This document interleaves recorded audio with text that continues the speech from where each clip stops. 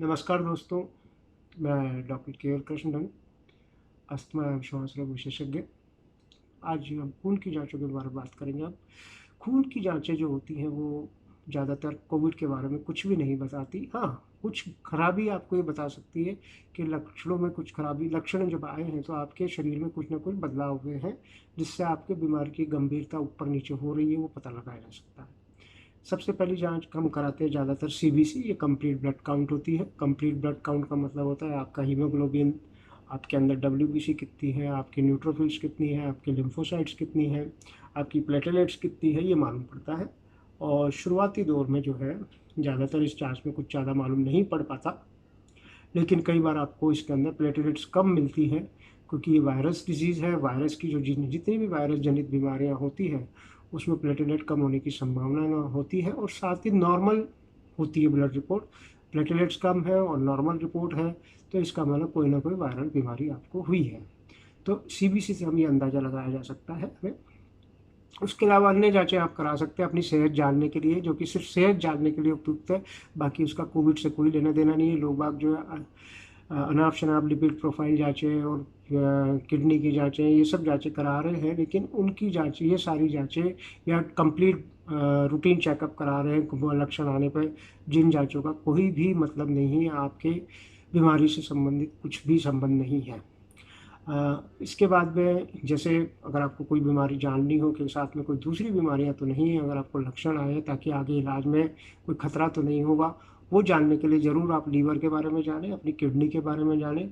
तो लीवर की कुछ जांचें जैसे serum bilirubin, SGOT, SGPT, urea creatinine आप करा सकते हो, ब्लड शुगर करा सकते हैं, जिससे आपको मालूम पड़े कि आपके कोई कॉम्प्लिकेशन तो नहीं होगा आने वाली बीमारी में इलाज के दौरान। तो ये जांचें आप शुरुआत में करा सकते हैं। और उसके अलावा ये देखा गया है कि लोग बाग पहले ही दिन या पहले ही 3-4 पहले ही हफ्ते कुछ ऐसी अनाप शनाप जाँच, महंगी जाँचें करा लेते हैं, जिसका कोई भी संबंध कोरोना बीमारी से पहले हफ्ते में नहीं होता है। जैसे है आपका इंटरल्यूकिन 6। इंटरल्यूकिन 6 जो है जनरली जब आपके फेफड़े के अंदर निमोनिया बनने लगता है और निमोनिया बहुत ज़्यादा बढ़ जाता है और ऑक्सीजन की कमी आने लग जाती है, तो एक साइटोकाइन स्ट्रोम नाम की बीमारी पनपती है, जिससे आपके पूरा फिर सांस का सिस्टम जो है ठप होने लगता है। उस दौरान ये इंटरल्यूकिन 6 बढ़ता है। और ये इंटरल्यूकिन 6 बढ़ने का मतलब ये है कि कुछ ऐसी दवाइयाँ जैसे टोसिलिजुमाब है, वो इंटरल्यूकिन 6 के आधार पर आप दे सकते हैं, लेकिन इस जांच का कोई इतना खास महत्व नहीं है कि इस जांच के लिए हम जो है फालतू पैसा व्यर्थ खर्च करें। इससे बेहतर है ये डॉक्टर को डिसाइड करने दें कि ये जांच हमें करानी है या नहीं करानी है। पर पहले हफ्ते में इस जांच का कोई भी ये जांच महत्वपूर्ण नहीं है पहले हफ्ते के दौरान।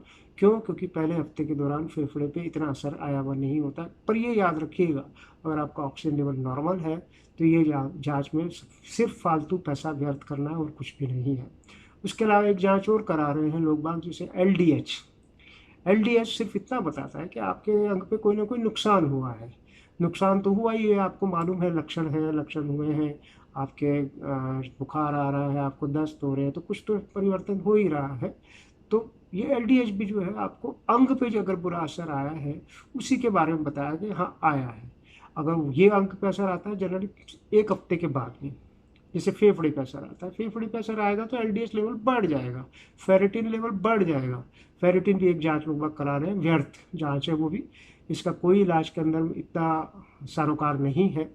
तो ये एलडीएच जांच भी जो है आप, और फेरेटिन जांच भी जो है, फालतू नहीं कराएं, इसमें अपना पैसा व्यर्थ बर्बाद ना करें।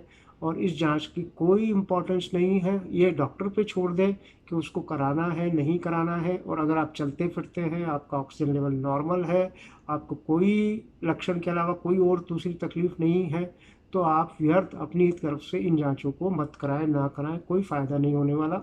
उसके अलावा कुछ और जांचें हैं जैसे सीआरपी और डी डाइमर, ये बहुत महत्वपूर्ण जांचें हैं।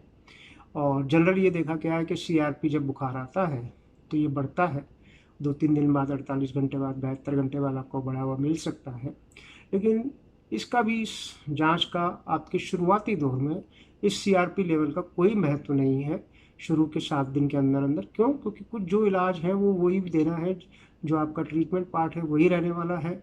जब तक कि ऑक्सीजन की कमी नहीं हो। तो सीआरपी जांच की भी कोई ख़ास इम्पोर्टेंस शुरू में नहीं होती, लेकिन हाँ, बाद में जब आपकी बीमारी, बुखार उतर जाता है, आपकी जो तबीयत ठीक, आपकी जब ऑक्सीजन की कमी होने लगती है, तो सीआरपी के उतार चढ़ाव से हम स्टेरॉयड की मात्राएं या ऐसी दवाइयाँ जो आपकी बीमारी को कम करके ऑक्सीजन लेवल बढ़ा सके, उन दवाइयों को देने में मदद करती है। तो सीआरपी का भी जो है, पहले हफ्ते में, पहले जब आपको खाली लक्षण है, जो ऑक्सीजन की कोई कमी नहीं है, तब सीआरपी का भी कोई खास रोल नहीं होता। फिर भी अगर आप चाहते हैं तो ज़्यादा से ज़्यादा सीआरपी करा सकते हैं और ये बढ़ावा मिलेगा, और लक्षण आपके सिर्फ खाली लक्षण ही है, आपको कोई ऑक्सीजन की कमी नहीं है, तो भी इलाज में कोई बदलाव नहीं आने वाला है। इसके अलावा एक और महत्वपूर्ण जांच है डी डायमर। ये जांच बहुत महत्वपूर्ण है। ये जांच से ही हमें ये मालूम पड़ता है कि हमारे शरीर में कहीं खून के थक्के तो नहीं बन रहे। ये देखा गया है कि कोरोना फेफड़े की बीमारी के साथ साथ, निमोनिया बनाने के साथ साथ नसों के अंदर थक्के जमाता है। खून की जो नसें होती है उसके अंदर थक्के जमाता है, और ये थक्के जमने के कारण डी डायमर लेवल जो है, डी डायमर वैल्यू बढ़ती है, और ये जनरली 5वें-6ठे दिन बाद आना शुरू होता है और ये बढ़ना शुरू करता है।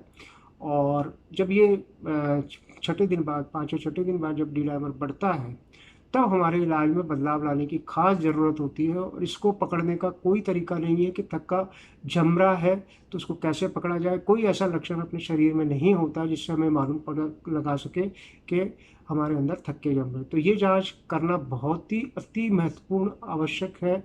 इस जांच के ही आधार पे हम शरीर के अंदर थक्के बन रहे हैं या नहीं बन रहे हैं पता लगा सकते हैं। अगर ये थक्के बन रहे हैं तो आपकी ये वैल्यू बढ़ी हुई होगी, तो उसी के हिसाब से खून पतला करने के इंजेक्शन दिए जाते हैं, जो कि आपको बहुत ज़्यादा मदद करते हैं बीमारी के इलाज के अंदर। और वाकई ये जांच जो है आपको बहुत मदद करती है।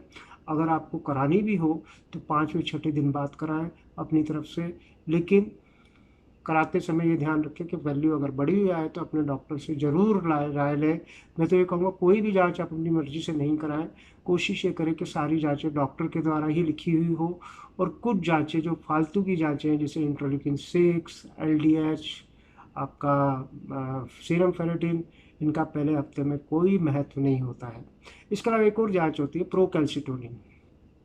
प्रोकैल्सिटोनिन भी कई मरीज अपनी मर्जी से करा के ले आते हैं कि हमारे शरीर में क्या परिवर्तन है, हमारे रिश्तेदारों ने ये बोला था, वो बोला था, और ये जांचें करानी कोविड में बहुत ज़रूरी है। तो वो प्रोकैल्सिटोनिन बेसिकली आपके अंदर इतना बताता है कि कोरोना की गंभीरता ज़्यादा है कि नहीं है, और आपको साथ में बैक्टीरिया का कोई इन्फेक्शन तो नहीं हुआ। बैक्टीरिया एक अलग चीज़ है, वायरस एक अलग चीज़ है, दोनों पे अलग अलग दवाइयाँ काम करती हैं। बैक्टीरिया पे एंटीबायोटिक्स काम करती है। जनरली ये देखा गया है कि कोविड के अंदर बैक्टीरिया के इन्फेक्शन पेशेंट अगर हॉस्पिटलाइज है तभी होने की संभावना ज़्यादा होती है।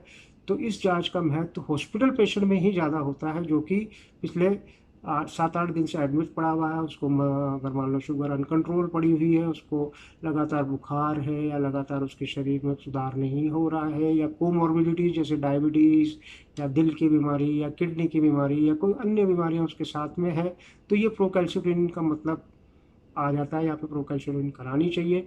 उसमें हमें ये मालूम पड़ता है कि आपको बैक्टीरिया ने आपके शरीर पे हमला तो नहीं किया है। अगर वो बढ़ा हुआ आता है तो आपका इसका मतलब ये है कि बैक्टीरिया ने आपके शरीर पे वायरस के साथ साथ एक और कीटाणु आ गया है जिसे बैक्टीरिया बोलते हैं, और वो बैक्टीरिया ने आपके ऊपर हमला किया है। तो हमारे को अब एंटीबायोटिक देने की या बदलने की ज़रूरत पड़ती है, और इसको एक बार कराने से भी कोई फ़ायदा नहीं होता।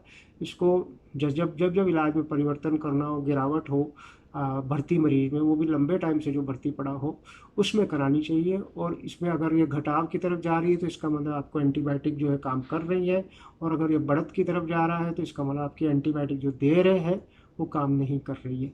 तो प्रोकैल्सिटोनिन भी आप अपनी तरफ से चलते फिरते पेशेंट में पहले 7 दिन के अंदर जो भर्ती नहीं है, जिसका कोई कोमॉर्बिडिटीज़ नहीं है, कुछ नहीं है, उसमें कराने की कोई आवश्यकता नहीं है।